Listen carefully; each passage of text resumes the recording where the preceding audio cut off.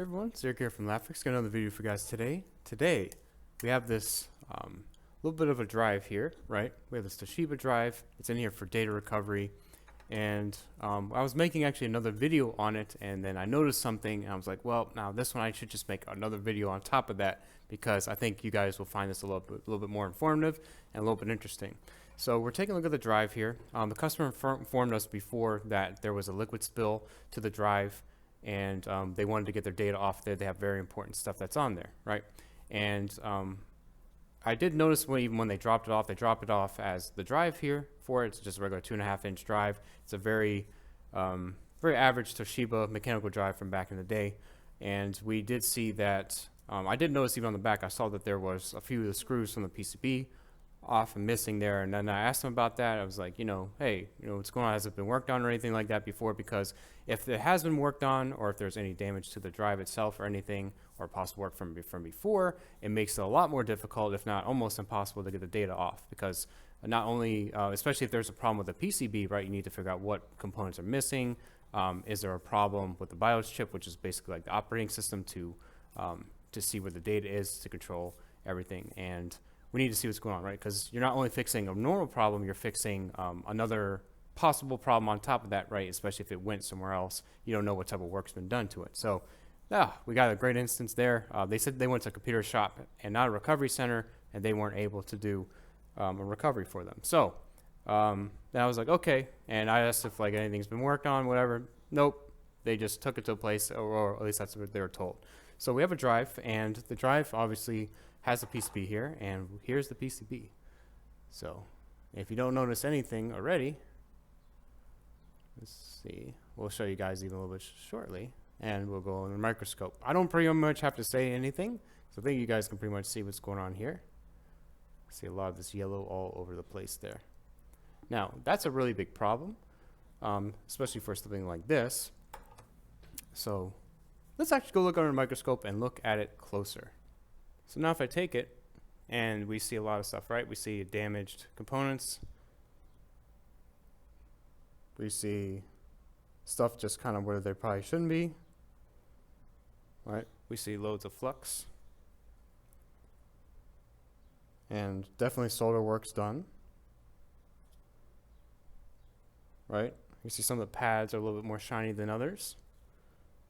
Some components look to be missing too. Some look to even be damaged. And the only thing I could think of when you see this amount of just different area, most likely there was probably corrosion in all of these areas, right? So you want to obviously fix the connections before anything else and see what's going on. The one thing you don't want to impact would be this chip here. This is a BIOS chip. It doesn't look like it has been soldered or desoldered, which is fantastic, or at least impacted by liquid, because that's the most important thing.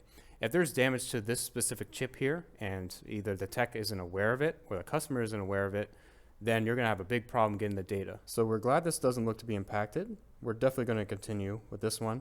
But since all this little work and all this little damage, that definitely is a problem.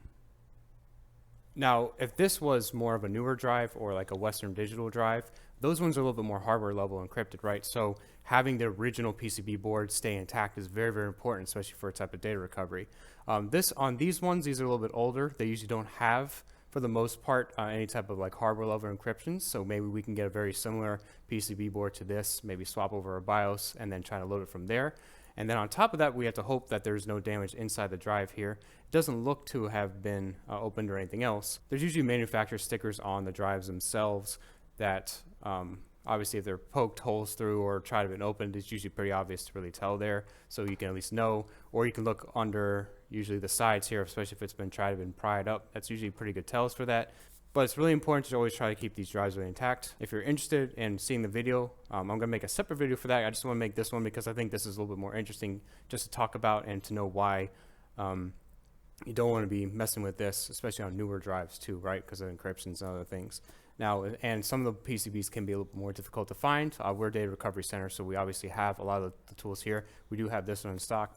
We understand as a data recovery center that all of our clients' data is extremely important, and you want the best possible chance to get the data off of the bad drive and the corrupted drive or whatever else is going on there. So usually for those type of cases, or any type of case, especially with data recovery, you got one chance to get your data.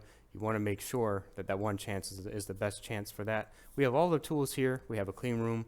We can work on PCBs here. We have lots of stuff to get that best possible chance for you to recover your data.